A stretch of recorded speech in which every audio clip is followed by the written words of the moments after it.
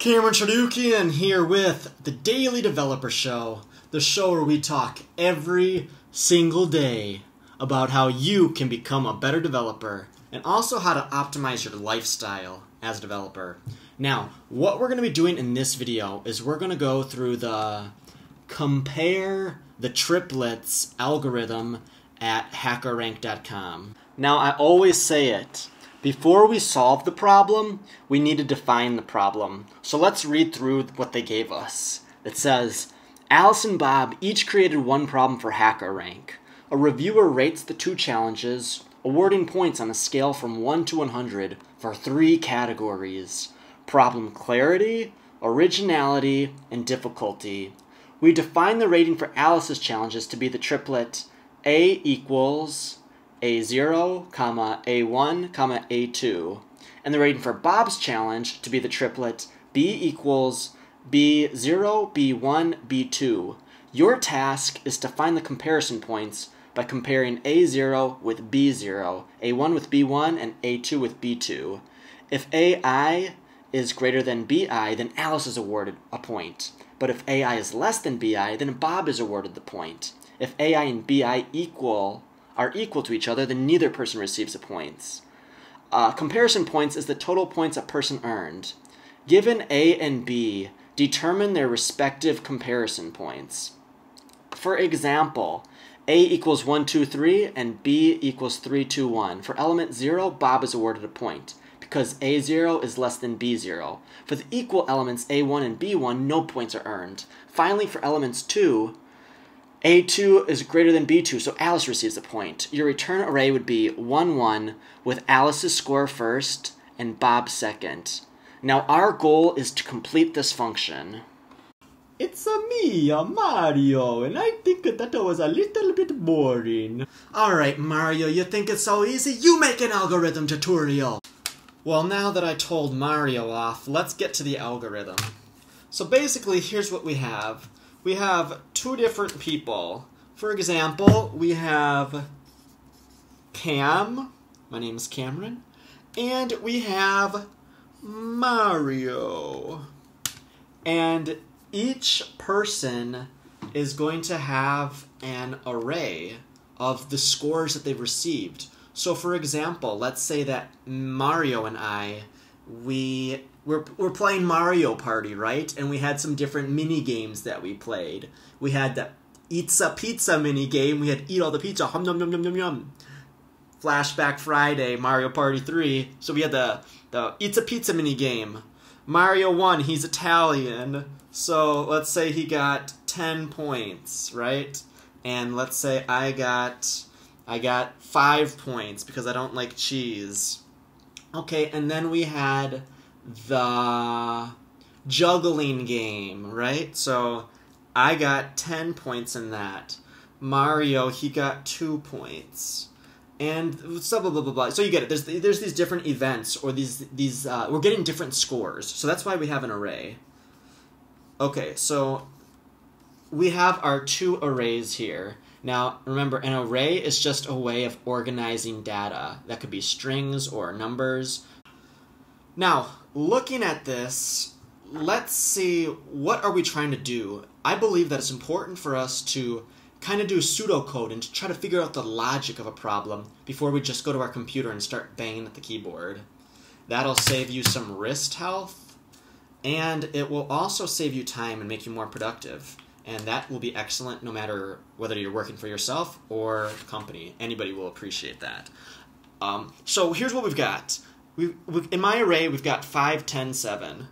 In Mario's array, he's got 10, 2, and 4. So what we're going to do is we want to compare the first number, or the 0th number, because JavaScript uses 0 index. So we're looking at the 0th number in the array. And anyway, when I say JavaScript uses 0 index, basically what I'm saying is that while humans would call this the first number in the array, JavaScript will actually label this the 0th number. So it goes 0, 1, 2. So this would be the 0th number, this will be the first number, this will be the second number in the array. So if we have an array of 3 numbers, or 3 values, actually the array's the array only goes up to 2 because the computer will start counting at 0. But anyway, what we're looking at here is we want to compare my 0th value with Mario's 0th value, and my first value with Mario's first value, my second value with Mario's second value. So what is bigger, 5 or 10? This is easy. Obviously, Mario is better at the pizza game, so Mario gets a point. What is bigger, 10 or 2? 10! So we got 10 here. And then what is bigger, 7 or 4? 7 is bigger than 4. So in the end, what we should output, or what we should return, the logic that we're trying to get to at the very end is we want to create an array that says 2, 1. Why is that? Well, because I have 2 points and Mario has 1 point. So this is the answer that we're trying to get to in this example. Now, let's talk about what we're starting off with. So right here, you'll see that we have an empty function, and this function is called function compare score array. Sorry, I don't have enough real estate here to write everything out in full. So we've got function compare score array, and it's got 2 parameters. We've got an A and we've got a B. So what are those A? What is the A and what is the B? What does that represent? Well, when we call this function, or when we activate this function, what we're going to do is we're going to say we're going to have CSA, right? So we have this red marker is not operating today. Inoperable. Error. CSA means compare score array. So when we call a function, we're going to use those 2 parentheses. So we've already defined our function up here. So now down here, we're calling the function. So we're saying CSA, and now we're going to put 2 things inside of these parentheses. What is A? From the previous example would be Cam's score, my score. So let's say that this is, I forgot the numbers. Right, was it 5, 10, 7, right? Oh, so here we've got the first array. And then B, so this is A, and then B would be Mario's score, which I think it was 10 to 4. So with our empty function, A and B, that is this and this. I think that the first thing we should do in here is define some variables. Now, why do we need variables? If we don't have variables, then we won't be able to remember what the scores were for our different players. So you could either do this using 1 or 2 variables. For simplicity's sake, I'm going to do 2 variables. I think it's easier to understand. It's more code newbie friendly. So we're going to have 1 variable, and we're going to say let A score equal 0. And then we're going to say let B score equal 0. So these will eventually be the score for person A and the score for person B. So now let's think about what we're going to do with our variables. How are we going to get the points to our variables? Well, look here. What we need to do is we need to go through that process that we talked about before with me and Mario, or A and B. Remember, this array is referring to A in our function, and this bottom array is referring to B in our function. So we somehow need to go through these arrays and evaluate who has more points, person A or person B. So we need to say who has more points here, who has more points here, who has more points here. And what we could do one way is we could say, if A0 is greater than B0, we want to give a point to A, so we're going to increase our A score variable by 1. And then we could say if A1 is greater than B1, if it is, we're going to give the point to A score. If But if B1 is greater than A1, then we're going to give the point to B score. But what you're probably seeing now is that we're doing the exact same thing every time we make this comparison. And that's fine if we only have a small array like this. If the arrays are 2 or 3 numbers, it's not a big deal to rewrite things. But we wouldn't want to make a comparison where we're hard coding things in, or we're not having any flexibility here, because this could be an issue. What if we had, this was something like the Olympics where they had 60 events and this is country A and this is country B. Then this could become very problematic. So, because we're not going to write is A1, A2, A3, A3, we're not going to say is A59 greater than B59. That would get tedious and our code would be so long and difficult to read. One of the principles you should learn about coding is called dry. Don't repeat yourself. So if you're writing lots of code, you're more likely to make a mistake. So let's talk about how we can write this concisely without repeating ourselves. Alright, so going back to our board, we've got our function declared and we've got our variables declared. Now let's figure out how to go do those repetitive comparisons. So anytime you've got to do something again and again and again, that's a good candidate for using a loop. So what I'm going to recommend is that in this situation you use a for loop. Now there's many types of loops. I really like for loops, but anyway, let's get to our for loop. So remember, for loops have 3 parts. I'm making my for loop. For loops have 3 parts. 1, 2, 3. So the first part, if you didn't know how to count, 1, 2, 3, the first part of the for loop is we're having a variable and we're initializing that variable to some value. Initializing the value? What does that mean? Says Mario. It means we're creating a variable and we're saying what is that? Where is that variable starting? It's the same as you create a bank account. Your bank account starts at 0, or your bank account is initialized to 0 if you open up a new bank account. So by convention, with for loops in JavaScript, other developers are going to use the letter I. So they might write let I equal 0.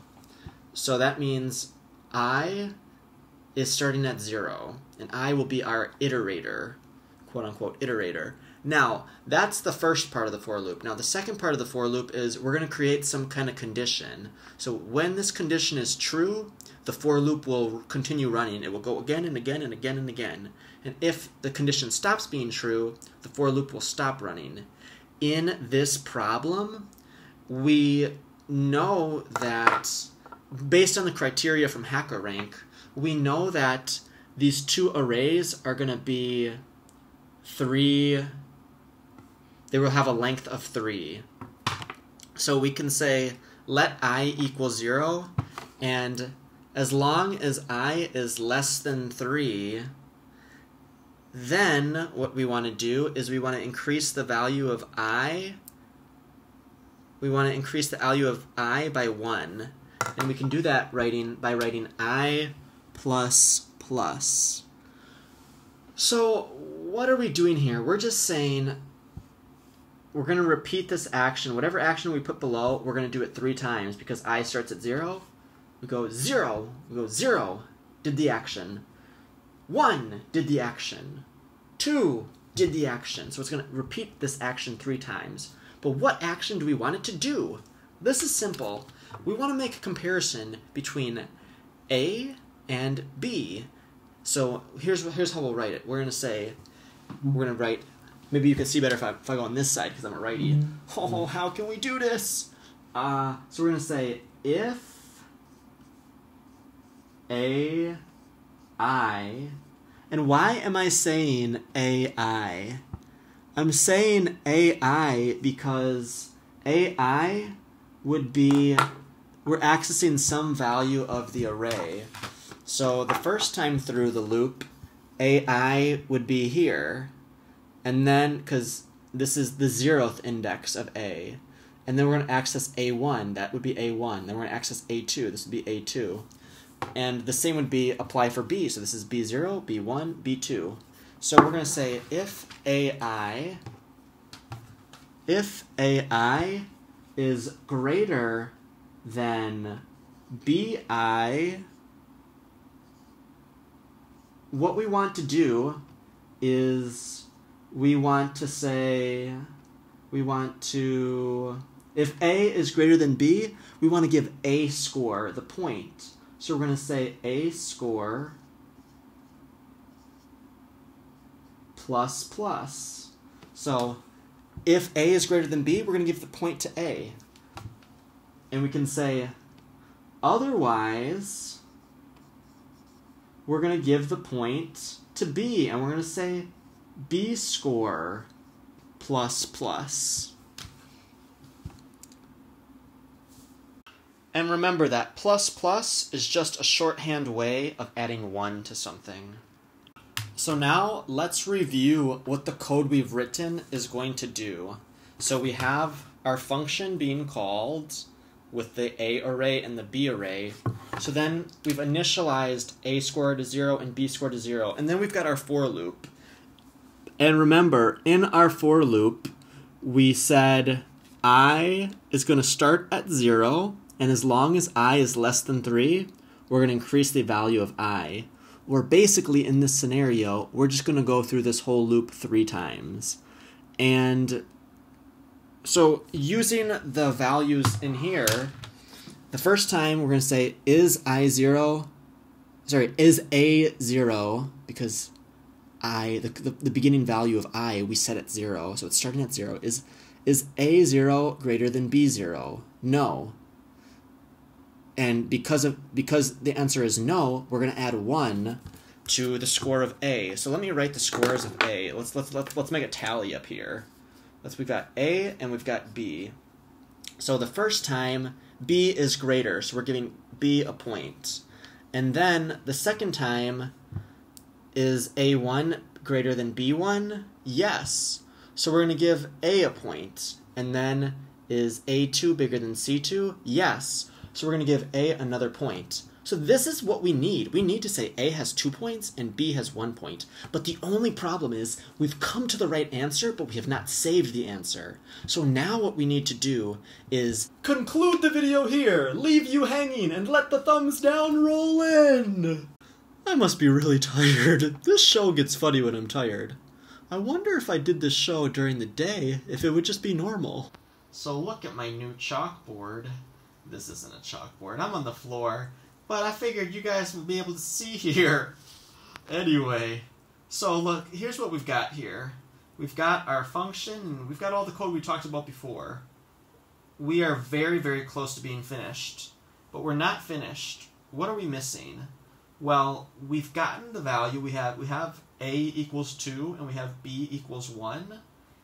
But the problem is, what happens if we call this function? We can call this function and we can do all this code, but nothing will happen. Do you know why? The reason is that we haven't told our function what to do with the variables. So our variables get some value, but we haven't done anything with that value. So here's what we have to do. Right here, after the for loop finishes, you can say I wrote for loop. That is the closing bracket for the for loop. So after the for loop finishes, but before our function finishes, we need to make a return statement. And what is a return statement? A return statement is basically saying, listen, take whatever is inside of me, take whatever's inside this return statement, and push this out, and make that information or data usable to the rest of the application. So we can take the variables from inside of this function, and we can return them and make them usable outside of the function and do something with that information. So in this case, what do we want to return? Well, we want to return an array. And what do we want to return in that array? Well, it's very simple. We have our array, and we want to return the same thing that we got before. Remember, before we took in A and B, well, now we want to return the score of A and the score of B. So we would do that writing A score, or whatever you named your variable that was counting the score of that player, and B score. And that is how you solve this algorithm. Now, if that wasn't the most fun you ever had, well, I don't know what's wrong with you, man. In all seriousness, this wasn't the most ideal or optimized way to solve this algorithm, but I did think it was one of the most simple ways to solve this algorithm. So I recommend that now that you finish watching the video, go back and try to solve this algorithm for yourself. And if necessary, you can watch this video again and try to endure all my horrible jokes again if you really need to internalize the lessons.